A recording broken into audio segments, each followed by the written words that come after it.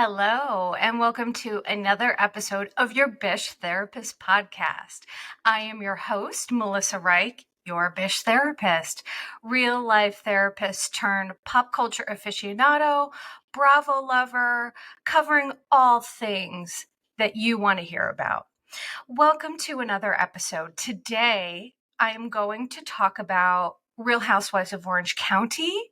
Not only am I going to talk about it, I'm going to give my clinical interpretations of each housewife, including Taylor, because I know people feel that the season was a little lackluster. They're feeling a little bored. But I actually find the women so incredibly interesting, especially what's been happening with, Shannon and her struggles. So all these women are very complex, and I maybe have a different um, assessment of the situation. So I wanted to share that with you and then see what you guys think. If you still feel like Orange County needs a reboot or you're done with it, I respect that. But I'm going to talk about that. I'm also going to talk a little bit about Southern Charm because, there is just so much to interpret there, number one. But number two, the Austen Taylor of it all, I actually have some interesting clinical insights that I think might explain what's happening a little bit. So we're going to get into that a little bit too. So before I start, I wanted to just do a little bit of housekeeping and just sincerely thank all of you from the bottom of my heart for whether it's watching and listening on YouTube or, downloading the podcast. I am new at this, as I've mentioned many times, and I just am overwhelmed with the love and support of some really amazing people who, I consider friends. And I, feel really proud of the community that I'm building. I'm just, sometimes the internet can be a nightmare, but all of the people, on my Instagram and who listen to the podcast, you're just all so wonderful. And I'm just really grateful for you all. So, I just wanted to give you a huge shout out, a huge thank you. Especially because, I went on Apple Podcasts and I've seen some people went there and put some really nice reviews. And what's funny is that it has been brought to my attention that I don't often promote myself. I guess I forget about it, or I just assume, I'm doing a job and this is what I'm doing. So, I often forget to say, hey, please give me a 5-star rating, things like that. So for those people who just went ahead and did that and also just said some really nice things, please know that I've read them. Thank you. I appreciate you. And if you are genuinely enjoying this podcast, I will tell you now, please go wherever you listen to the podcast, please give it a 5-star review. You can also head over to YouTube and subscribe and, comment and things like that. Just thank you, thank you, thank you. I appreciate you all. And I get a lot of questions on Instagram about where people can find all of my content. So all of my content is on my YouTube channel and on my Instagram at Your Bish Therapist. So Your Bish Therapist on Instagram and on my YouTube channel. I have a link tree that if you just click that one link, it'll take you to every podcast that I've ever done. I have them all listed, the podcasts that I've done on Amy's pod, my own podcast, things like that. So if you're interested in looking at, I have some old episodes talking about a lot of different things.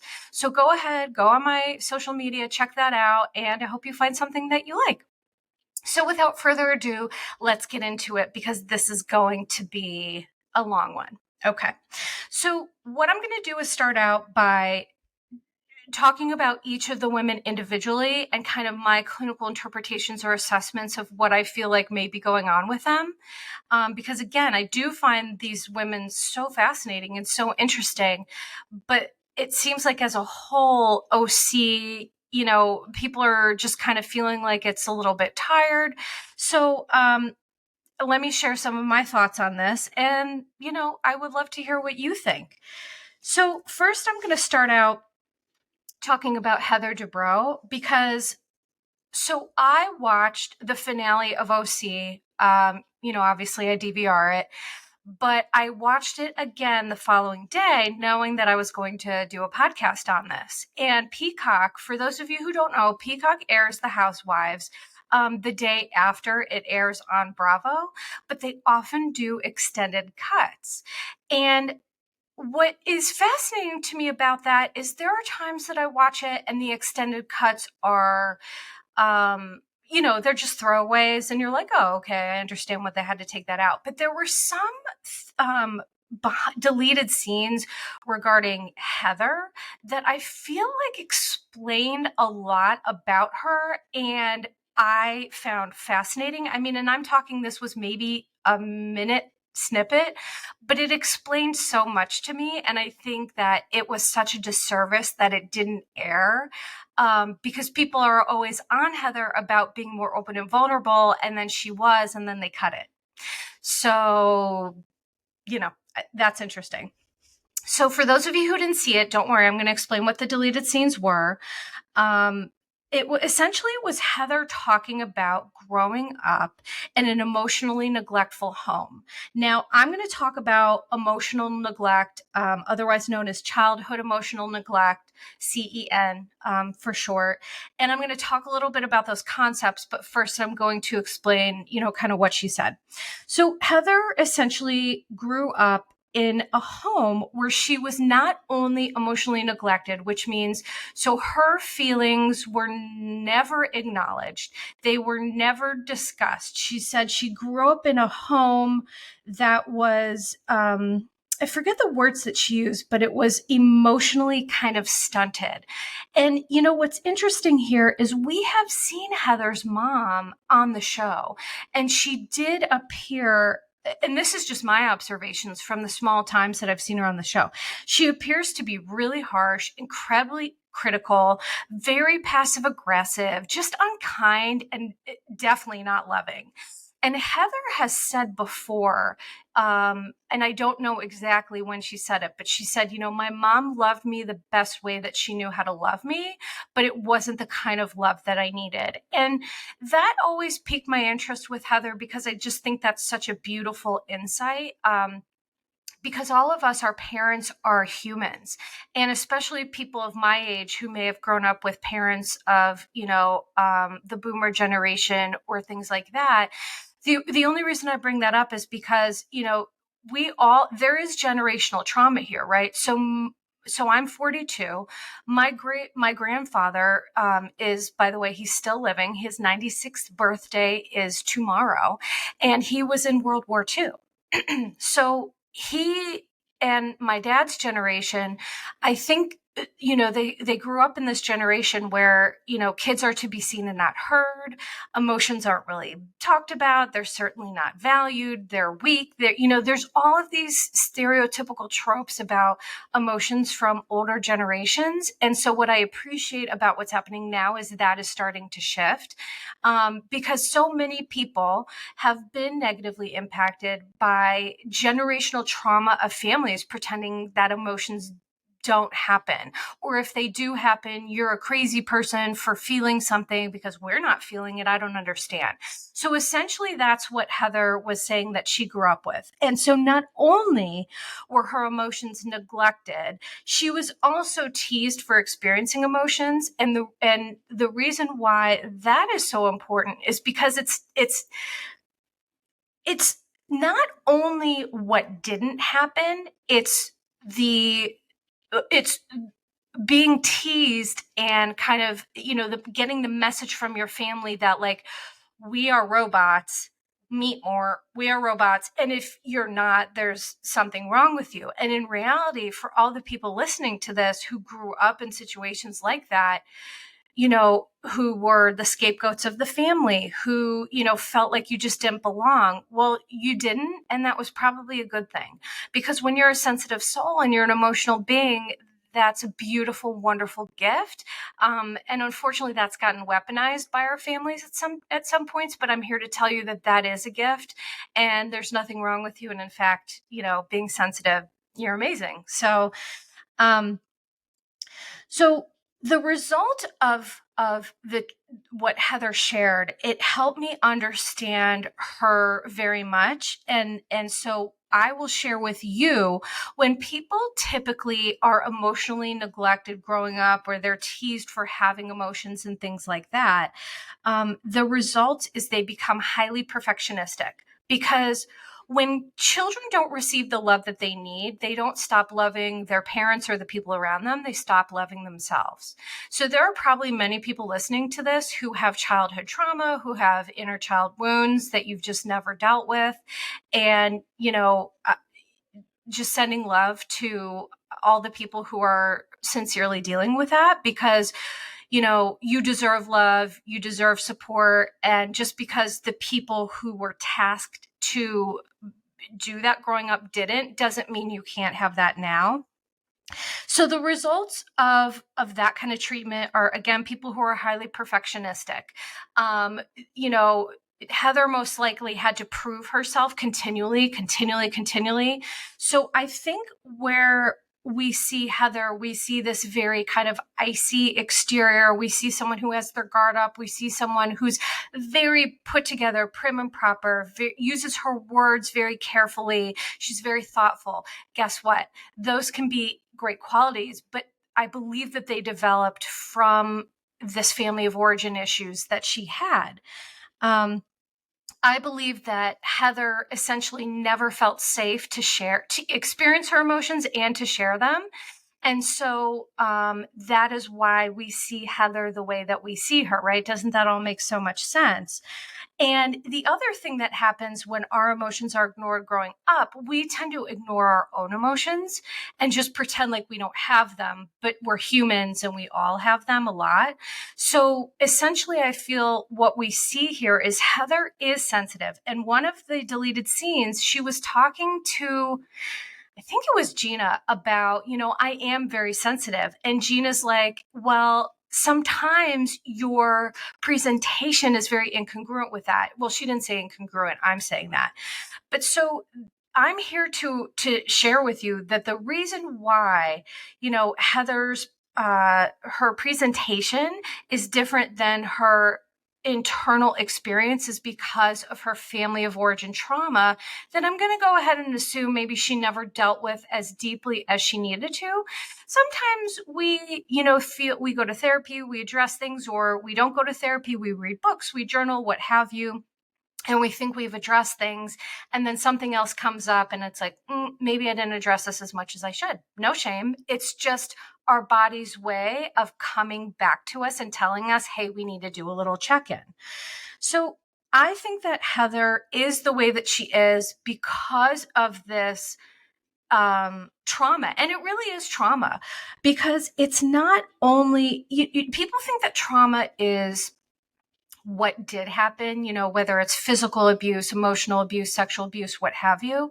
But there is such a huge part of trauma that most people don't even understand, which is it's not what did happen. It's the absence of the good things that didn't happen. And that is equally as important as the stuff that did happen, right? All of the emotional validation that Heather never received, the emotional support and, expression and all of that, she was essentially starved for, all of that growing up. And I think that it shows. But what I think is amazing is that when we have family of origin issues and we haven't totally worked them out, what we end up doing is reestablishing our family dynamics as adults, like in our workplace, with our friend groups. And what I do want to say is really fascinating is I think it's interesting that Heather is putting herself in the same situation that she grew up in, where people are, attacking her, not validating her emotions, trying to, sincerely, it feels like nothing that she can do is right. And I truly think that's just because she doesn't fit in an OC. I think that Heather has real LVP vibes in a lot of ways. I'm not a fan of LVP, and I do like Heather. But I just think that Heather would fit in better in Beverly Hills. I'm going to be honest. I think that she, when you get to a point that you're ultra wealthy, you're just not going to fit in with certain people anymore. I mean, you can be, I think, as humble and grateful. I mean, I wouldn't know because I'm definitely not wealthy, but um, I think that she just kind of is putting herself in a very similar dynamic, and it's not serving her, and that's why she's so frustrated. I almost wish that hope someone would have her listen to this, because I think it would kind of like set off a few alarm bells.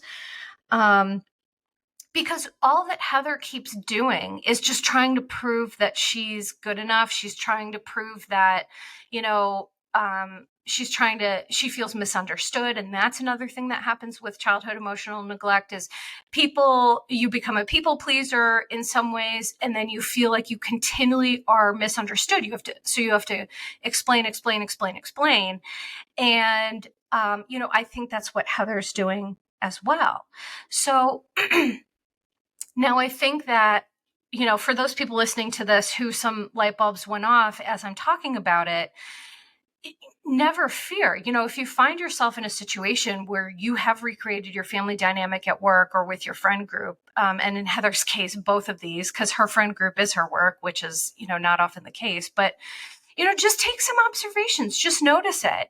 And focus on the things that when you know better, you can do better. We can't do better until we know better. I mean, sincerely, we just can't. Until you are aware of what's happening in the issues, you can't make changes. So awareness is the first step. If you're getting that from this, great. I'm wonderful. Be easy on yourself and take it step by step. This is not something that you fix overnight. So the other thing that I want to say regarding Heather and people who experience childhood emotional neglect is that people tend to, with a perfectionism can come some. I am not diagnosing Heather at all. I'm just explaining what we can see with people who have experienced this. So there is an increase in anxiety disorders because you're just trying to, be perfect, and it can kind of develop this obsessive compulsive tendency, or this tendency to be hyper vigilant and hyper aware so that you can protect yourself and you can explain yourself. It really is complex. But the other thing that we see is increase in depression as well, because imagine, for those of you who have experienced this, you don't have to imagine, but what it feels like growing up in a family where you just don't belong. I mean, you feel like an alien. You feel so isolated. You feel like you're the problem. They all have managed to figure out something that you haven't. And it is a real mind fuck, pardon my language, but it really is. So I just think that, if any of this has resonated with you, just let it wash over you. Just start to be aware of it and how that might be playing itself out in your daily life. I think that Heather, the one thing that I want to say about Heather that I really love is she has 2 children who are in the LGBT plus community. Her son is trans, and her daughter, I believe, is gay. If I'm not getting that exactly right, I'm sorry. But the point is that Heather, when they have shown scenes of her with her children, she is so patient and kind and loving, and she listens. And I feel that people don't often understand how powerful it is when you didn't receive the love that you needed, when you were emotionally neglected, physically abused, sexually abused, whatever it is, and you can do for your kids, you can be the person for your children or children you love that you didn't get. There is something super powerful and healing in that as well. And so it tells me that Heather is an amazing person, that she's raising amazing children.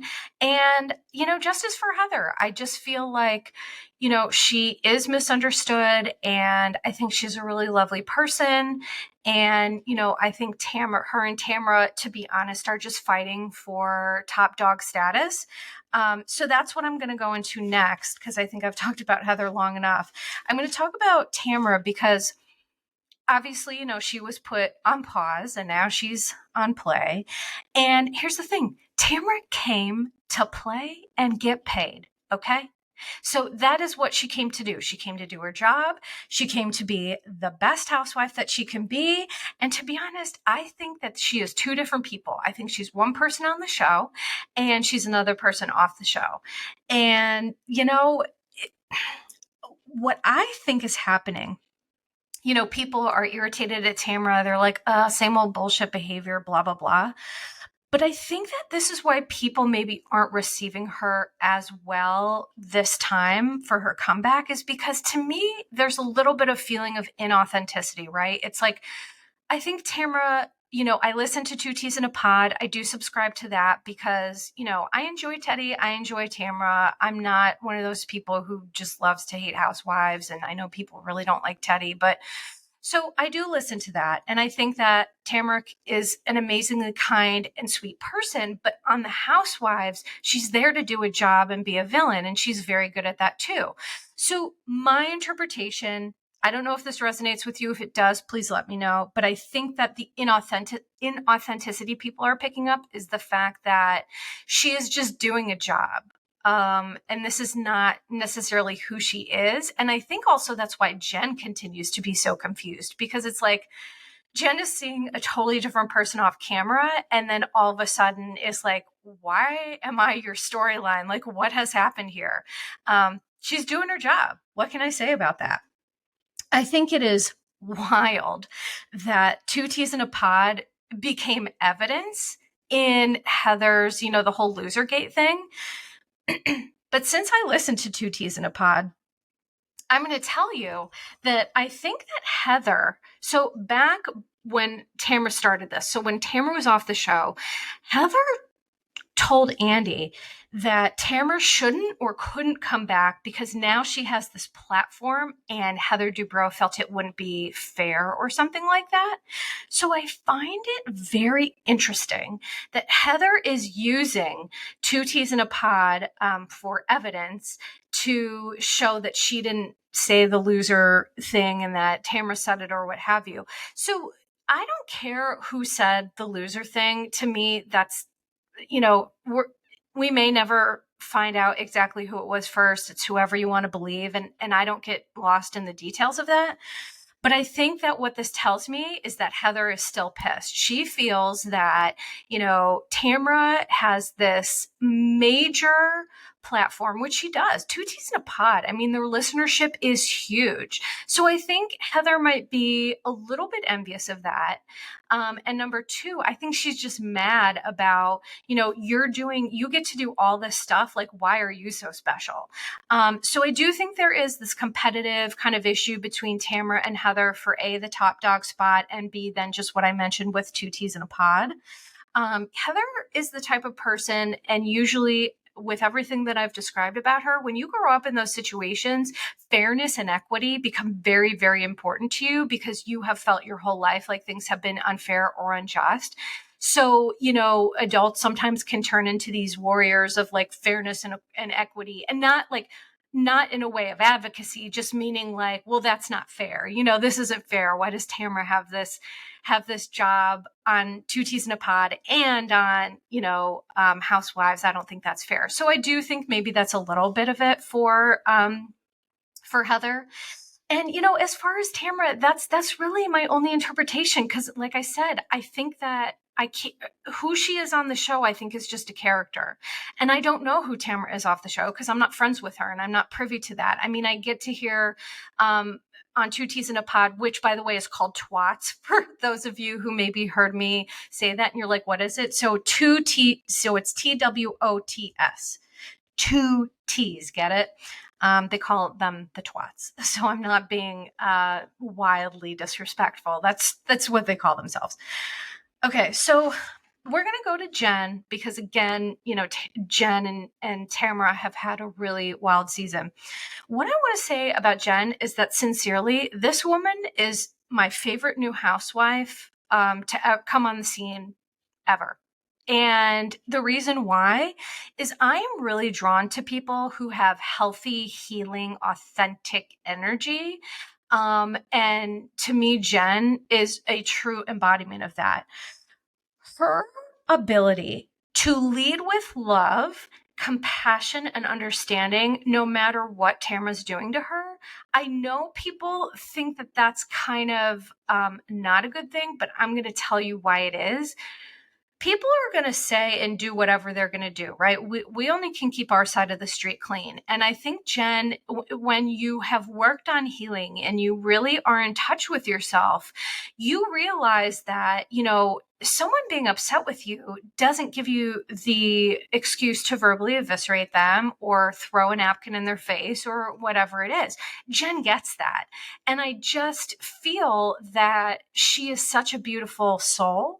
Now, she has self-admitted she's a people pleaser. So obviously, she grew up, I'm interested to hear more of her backstory. Her mom seems amazing, but she has self-identified as a people pleaser and has said that she does need to be more assertive, which I agree with. But I think that they're two separate issues. And so I think that even if she did become more assertive, which I think she has towards the end of the season, when she cried and she confronted Tamara at the dinner and all of that, setting boundaries and standing up for yourself doesn't mean destroying people. Okay. So I love Jen's quiet health.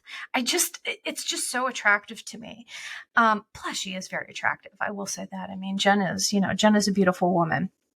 So the things that I want to say about Jen, and I did another podcast about this, is that can we just let Jen be? So everyone has shared their concerns about Ryan, and it's enough already. Like, we get it. We know the concerns. We see the concerns, right? We saw Ryan show up to the, Gina circus party wearing no shirt. That's who Ryan is. He's just like happy to be douchey, and that's what he's into, and that's fine. And if Jen's into that, that's fine too. I think people around her want to protect her, but my message is that the only reason that we realize things or make changes is because we fall flat on our face and then we get up and we say, okay, I need to do this different. So we can't prevent Jen from whatever consequences of her relationship she's going to have. But here's the thing. The other reason why I can tell you that Jen is amazing, her fear towards Ryan is actually a healthy and appropriate response.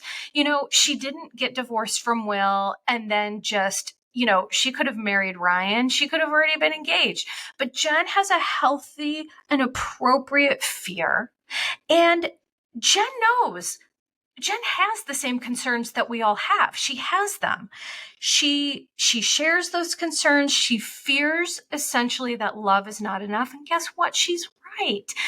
She is right to question Ryan a million times because love is not enough. Love is great, but that cannot be the only thing that sustains a long-term relationship, especially when you have children involved. And you can tell Jen loves those kids so much, and she does not want to put them through another divorce and separation. You can just tell she's so frozen in fear, and I feel so bad for her, but I just want her to know, and anyone else listening to this, is that that's an appropriate response. People who go from relationship to relationship and they hop and they hop and they don't think about it, and then they get into a disastrous situation, those are the people who are letting trauma lead them. Jen is really trying to let her health lead her, but she's in a relationship with someone who just has a ton of red flags. He just does. But I'm going to say something kind of controversial. Ryan is a better boyfriend to Jen than John is to Shannon. Boom. I'm going to say it.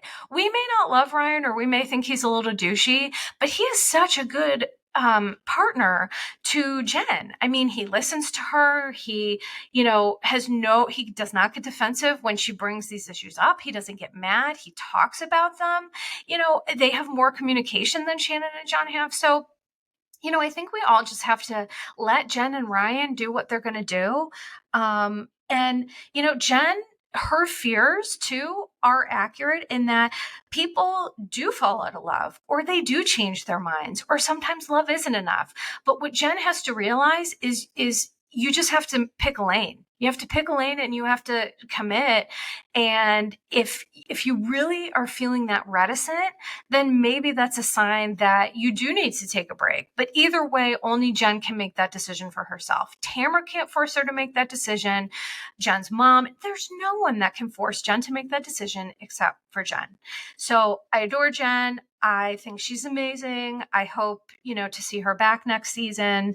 And, I would really look forward to getting to know her backstory a little bit more, because I think there's a lot to be determined there. It seemed like she had an okay relationship with Will, but there wasn't, a flame. There wasn't a lot of, there was respect and love, but it wasn't, I don't get the sense that there was a lot of passion. So I'm interested to figure out maybe why she chose Will. And then, also, I think sometimes people literally overcorrect. And so I think Jen went from, I had no passion in my marriage, to like, I want all passion, because I think Ryan probably is a lot of passion. I mean, from what I gather from their sexual chemistry, which mazel, good. I hope they are, enjoying each other. But I just wanted to kind of like explore that a little bit more. Okay, so now moving on to Gina. I love Gina. I think that Gina is amazing, and I don't understand why people give her such a hard time. I truly don't. But here's my assessment of Gina, and I've said this once before too. Gina, I believe, had unresolved post-traumatic stress disorder from the situation with Matt. Okay. So what people need to understand about Gina is that Gina essentially was a regular person. So like me, right? Gina grew up in Staten Island. She and her ex, they got married at a young age and they moved to LA. They had this family. And as someone who lives on the East Coast, I live in Pennsylvania, which is about 2 hours from New York. And what I can tell you about regular people from this area is that there is a sense of pride people have in maintaining relationships. And when you get married, that's taken very seriously. I know things are different in LA, but here, East Coast mentality is a little, very different in a lot of ways. So I think that people in LA, who are like used to a million divorces, they don't always understand how the breakdown of Gina's, what she thought was her forever family, it completely destroyed her brain. And Gina didn't recognize it. She didn't want to recognize it. I think she was in denial about it. I think she was like so traumatized that there's these responses: fight, flight, freeze, or fawn. And I don't have time to go into all of those, but I think that she was kind of freezing and fawning, meaning she was just feeling like really stuck because she didn't know where else to go. So I believe that situation with Matt, there was police were called. He was arrested. We don't know what happened there. She hasn't really talked about it, but it was alleged that there was some sort of physical abuse, and that, he had developed some issues with alcohol and it just turned him into a different person. So I think she had unresolved PTSD. She began relying on alcohol to self-medicate, and that led her to get her DUI, which was, I believe, from what she has said, her rock bottom. Because what happened after the DUI is she said, you know what? I got to look at this. This isn't me. I'm not proud of this. I got to take accountability for my stuff and I got to do better. And my God, did she? She dropped alcohol. I did see a recent, she did a podcast where she talked about, she doesn't identify as an alcoholic, but she realized that alcohol was playing a problematic role in her life, which great. You don't have to, the label doesn't have to be there. It can just be as simple as I was making bad decisions and it was not good for me. So she got it out of her life. She's been sober for 2 years. And I think that shows. She has something similar to Jen, where to me, when people are working on healing and being their best selves, to me, they just emit this energy that attracts me like a moth to a flame. And sincerely, Gina does emit that energy. I think that, this season, her crying about Matt and things like that, people were very critical, but make no mistake, that was her still processing her trauma. Gina admitted on this season that she really hadn't done that as much as she felt that she needed to. So, it's not that she doesn't love Travis. She does. And by the way, I adore Travis. Travis may be one of my favorite house um, partners. I'm not going to say husband because they're not married, but to maybe ever be on the show. I think he adores Gina. I think he is a very sweet person. And I just think they're great together. And her issues with the past have nothing to do with her not loving Travis. I just think that now she's in a better place. Now she realized she needed to get her house in order, and she has. So I hope that, Gina is able to be happy and move forward, because my God, do her and Travis, they deserve that. The last thing I want to say about Gina before we move on to Shannon is that I think, I said this, I did a podcast called Addiction Among Housewives, and I talked about Shannon and Shannon's DUI. But my theory that I posed was that I believe that Shannon kept holding the help that she gave Gina. She helped Gina get out of her not get out of it, but deal with it. And I think that Shannon kept holding that over Gina because it was the only thing that made Shannon feel superior. And I'm going to talk about her in a minute. But so, Shannon continually coming for Gina, I think, was because of Shannon's issues. And, it really didn't have anything to do with Gina. So let's get into that.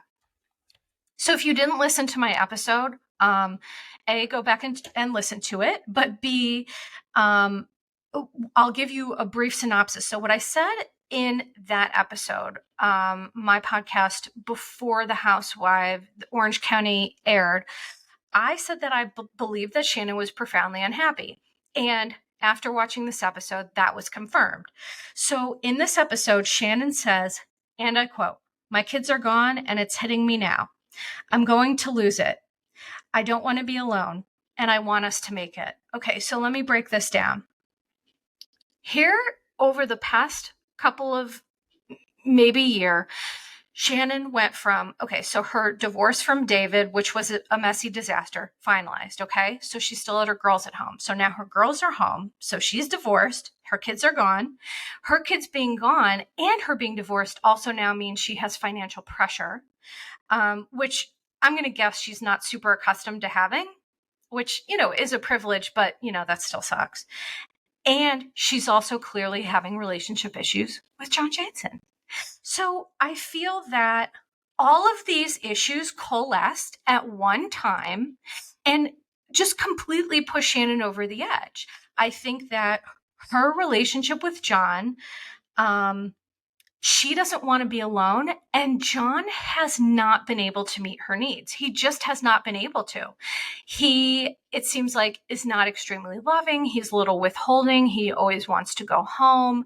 And here's the thing. Fine. I'm not here to roast John Jansen. Whatever you want in a relationship is fine. But the problem is he is unable to give Shannon what she wants and needs, but they both are just still trying to make it work. And so when we do that, we're just going to be profoundly unhappy. And listen, have we all done that? Have I done that in past relationships? Sure. Relationships that, again, love isn't enough. You just want it to work, but it just doesn't. And when you continue to try to make it work, it just gets toxic and ugly. I think that her and John, unfortunately, are toxic.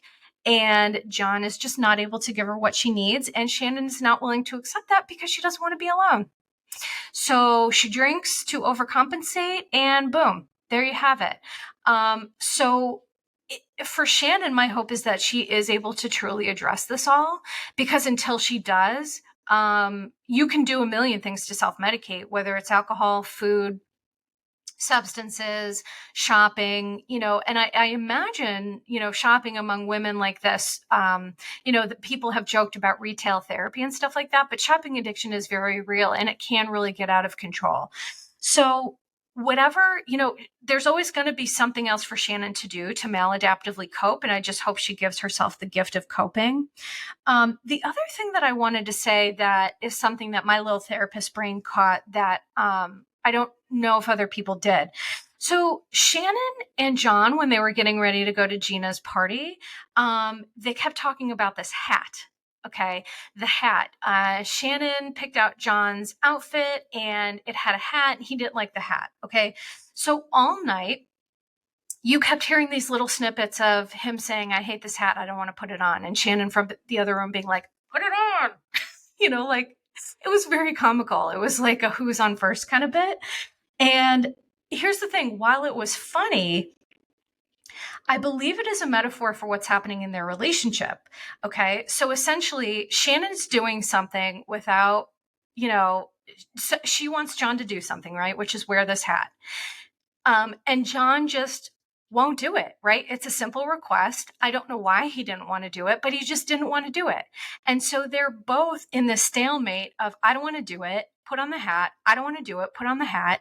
And it just became this they even shared a snippet of, in a deleted scene where John came up to Shannon and he was still complaining hours later about this hat. And she's like, just go put it down somewhere. So what I feel like is happening in the relationship is that neither of them are considering each other's needs or wants. There's complaints, no solutions, and no compromise. Boom. That's their entire relationship problems. And yes, I gathered that from these teeny little comments about a hat, because that's what therapists do. It makes sense. I fully and wholly, think that's what's going on. And I just think that they both deserve better. And whatever happens, I hope that they're both happy. The last thing I'll say is I love the Cytolonic idea about the, well, it's not an enema. I guess it was I forget, there was another word Shannon used, but how amazing of a friend is Jen to do that on camera? She did a enema on camera to try to support Shannon. I was like, well, that is friendship. That is love. That is real friendship. But sincerely, I think Shannon's smart. I think she has a lot of good ideas. I think she can be a great businesswoman. I hope the Cytolonic idea is wildly amazing and she is happy, because we all deserve to be happy. Okay. Emily. I'm going to go on to Emily now. So Emily, I feel the same way about Emily as I do about Gina and Jen, is that I love her emotional health.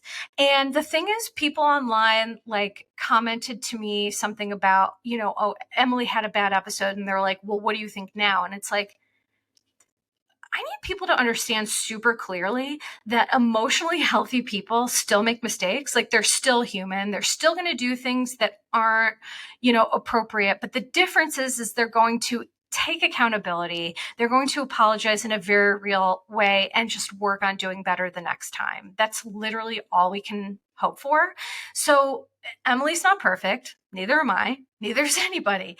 And healing isn't linear, meaning it's not like you heal and then you're this perfect person. You're not. You're still going to continue to screw up and make mistakes. So that's what I have to say about Emily. I think that she is genuinely always trying to be better. In fact, I think she said that in one of her confessionals, is that she's just trying to be accountable. She's trying to be authentic, and she's trying to just be better and do better. And my God, if that's not the greatest way to approach life. Plus, she discussed all season about her generational trauma, her childhood trauma, how that's impacted her as an adult. And we all know I love to talk about generational trauma. I love people who understand and are aware of their trauma and how that's affected them. Again, I just think that's so amazing.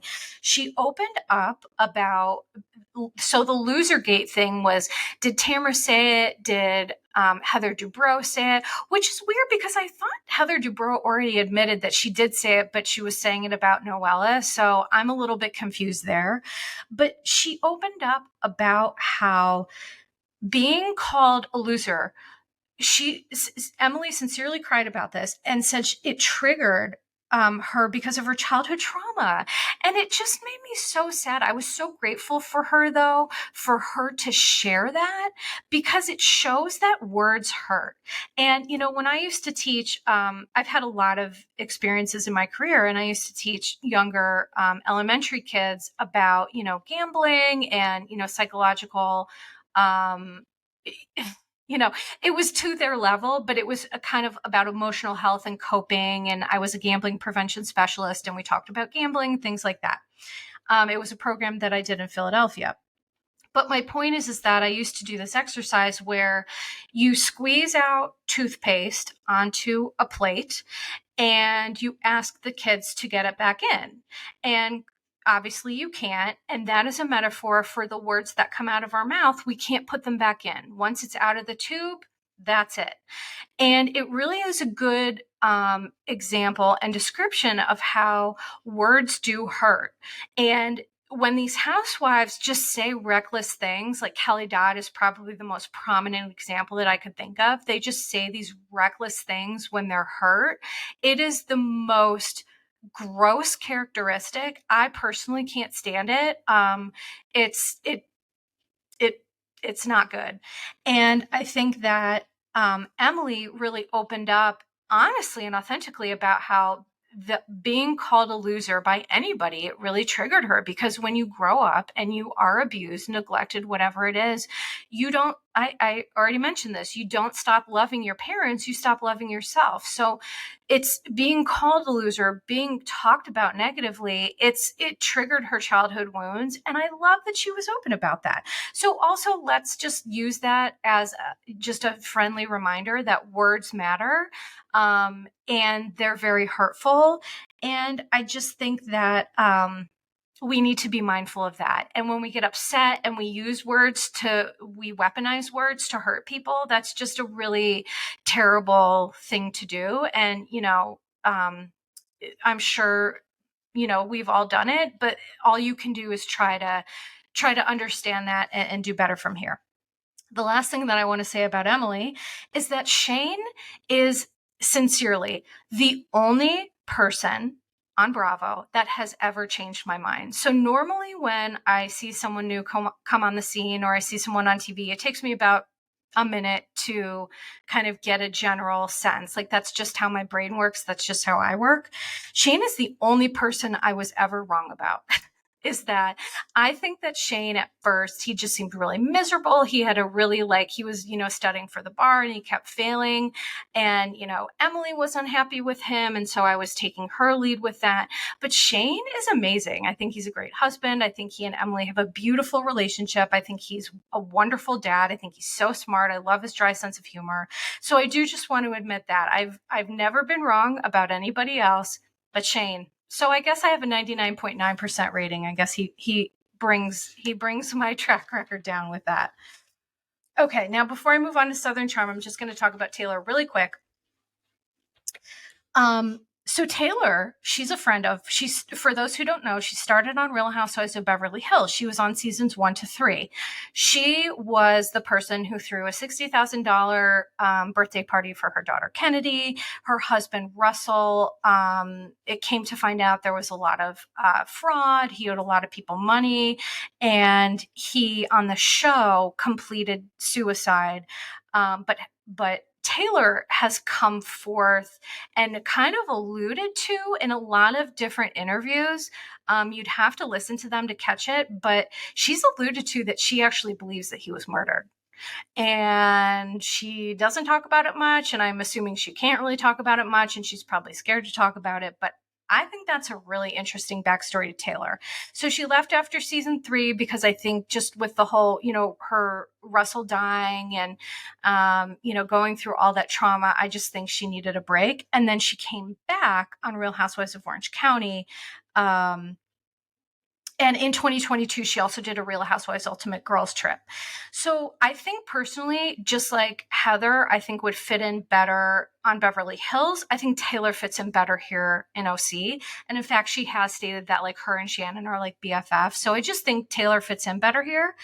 And I also love that she brings a smidge of diversity, because the thing about Orange County that I don't love is that it's not diverse. I mean, everyone is white and blonde and, okay. Emily and Heather have brown hair, but you get my point. So I think that she brings a little diversity because she is bisexual and proud of it. She talks about her bisexuality and, as an advocate and an ally, I'm like, great, wonderful. I love that. Also, Taylor had 2 very iconic moments when she was once on Beverly Hills, where she kind of deep throated this cotton candy, but in the finale episode of Orange County, she did the same thing with ice cream. And I was like, oh my goodness, that girl, she's something else. So I just thought that was really cute. Okay. Now On to, I'm going to switch really quick here because we don't, this has been a long one already, but I'm going to talk a little bit about Southern Charm. So here's what I think is going on with Southern Charm. Okay.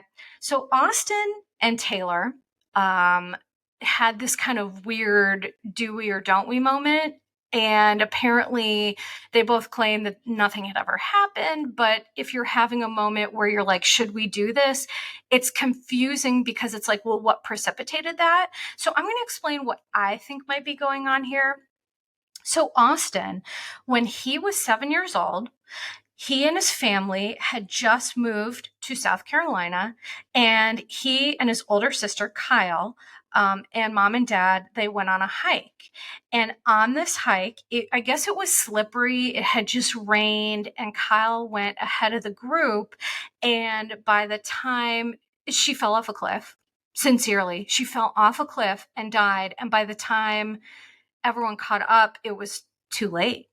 And Austen was 7 years old. Imagine being 7, going on a hike. Your sister literally falls off a cliff and dies and never comes home. Like Austen, he talked about, feeling like she, would come home. And, when you're 7 and this happens, you, as a therapist, I know all the little things his little brain did. Like, maybe it was my fault. Maybe I should have been with her. Maybe, and maybe not stuff that he's verbalized, but I promise you his little brain somehow made it his fault, or, there's trauma there that I am going to assume that he's never dealt with based on A, his behaviors, but B, the fact that he's a man. And, unfortunately, men think that, processing emotions or therapy is somehow weak, which is, I don't know if that's his assumption, but my point is that imagine, so you move to a new place and then you go on a hike, your sister dies, and your family is forever changed. So I think he just has a ton of unresolved trauma. But the thing with Taylor that most people don't know is, so Taylor's brother died June 8th of 2023. So I don't know when the taping for Southern Charm was. I did forget to look that up. But her brother died suddenly. He was only 36 years old. They didn't say what he died from when I was doing my research. If you do know what happened, please contact me. But so Taylor's brother dies on 6/8/23. And last year during the reunion, Taylor made it clear that her sister Katie was battling ovarian cancer. And I did a little bit of research. So 5 years ago, Taylor's sister Katie underwent what she termed holistic treatment for ovarian cancer, and she was in remission for 4.5 years. And then it came back on January 27th, 23rd, because Taylor had done a post about her sister's cancer coming back. So essentially what I think is going on here is that Austen and Taylor are, for lack of a better term, kind of like grief bonded. Taylor cried during the reunion last year and just said, I feel for Austen because, he lost his sister and I'm going through this with my sister and I can't imagine. And then of course she did lose her brother. So I think that Taylor and Austen have a grief bond.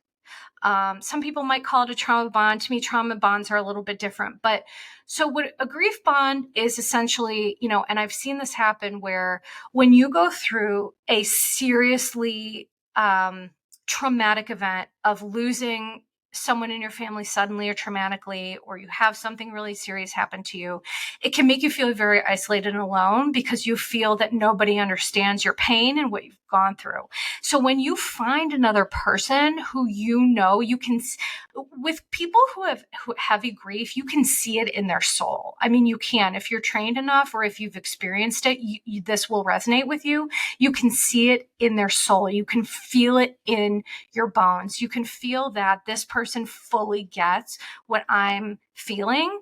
And so I think for Taylor and Austen, they both just, that kind of brought them together and made them feel like, wait a second, we've both lost siblings. Should we do this? I don't know. I could be wrong. That's just my honest assessment of it.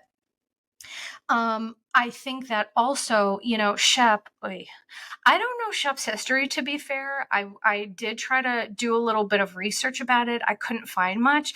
But in my estimation, I have a lot more empathy towards Austen because of his situation. I think Shep is just kind of an emotionally unavailable, entitled, emotionally immature person. I think that he and Austen are not ever going to be able to commit or give women what they need until they deal with their own stuff, right? So for Austen, I think that means dealing with this unresolved trauma. And Shep, I don't know. I just think maybe it's more personality characteristics with him, and I don't know that that's going to change so much. And maybe it will. Maybe Taylor wasn't the right person for him, and he'll meet someone and prove me wrong. But I just think, for me, here's the evidence that I'm going to share to support this. So, the last Southern Charm episode, Shep compared women to toys, which I think was super telling and not an accident, and that Austen only wants the toys that Shep has. And I do believe that Shep sees women as property and things to be played with temporarily. I do think his analogy was more telling than he meant it to be, but you can't get past this brain right here, so you're not going to get away with that with me. So I think that's sincerely how Shep looks at women. I think that Shep encouraged Austen to be close to Taylor so that he could maintain power and control over her, which I posted that on my Instagram page. I posted, oh, what a tangled web we weave when we ask our best friend to maintain contact with our ex to have power and control over her. So I was like, oh, is that not the saying? But sincerely, I think that what's going on with Austen and Taylor is one thing, and then the Shep and Olivia of it all is another, because I think I understand why they're drawn to each other, but not cool at all. Seeing Olivia cry and be so tearful about that, I like felt her emotions when she and Taylor were talking. She was so betrayed, and she was so, it's like Taylor was her best friend, and you're going to have a conversation with Austen about, like, should we be together, and not talk to Olivia about that? It's just so, the point is that I can tell with Taylor and Austen that they're leading with chaos and trauma. And I can tell that, and I can tell that they're both hurting, I think, from their own respective things. I think Taylor had this stuff going on in her family, and then she was sent reeling by Shep. And I think Austen had his trauma, and then he was sent reeling by his own stuff with Olivia, because it was his fault. Olivia was like, yeah, let's do it, fine. And then he's like, nope, just kidding, a week later. So I think that there's, separate issues going on here. The last thing that I want to say is that JT calling his mom mommy multiple times is so interesting to me, and I just cannot wait to watch more of JT. I have some clinical interpretations on this. So he was, JT, it showed him doing his insulin shots because he is a type 1 diabetic. So growing up in my family, I have a lot of people on my mom's side who are type 1 diabetics.